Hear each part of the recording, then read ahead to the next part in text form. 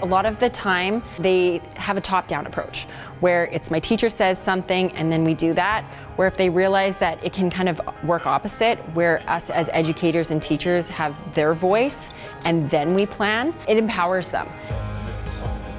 When we go into the schools and we do the workshops, really highlighting solutions around what the schools can do through a student voice and choice approach to offer better programming, more accessible programming. I think it's really important to connect students to activities that are relevant to them, because as much as we are educators and think that we know what is available to them, I think that there's a lot that we still don't know.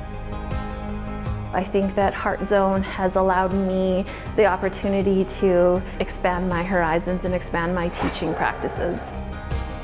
The PHE Canada Heart Zone workshop really engaged the students today. When they were in their groups, they would have discussions around questions posed to them and start to generate ideas. And when the ideas were generated, they'd be posed with further questions that would allow for change to be possible. The students also had opportunities to have breakout sessions, time to go outside and play. My favorite part of the Heart Zone workshop today is when they write our ideas and then we put it on the board. It's really fun to make the school whatever I want.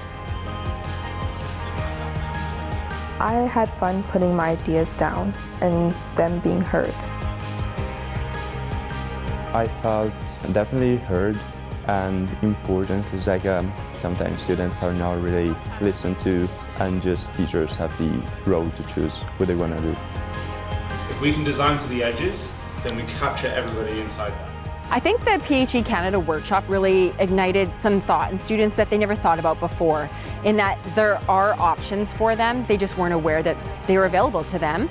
They also started to really talk about the limitations and the barriers more.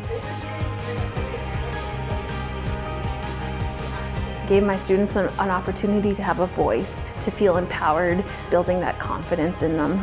And so when we empower students to give them the choice of what they want to do with their bodies and then find joy in moving with their body, I think that's the best thing that we can do.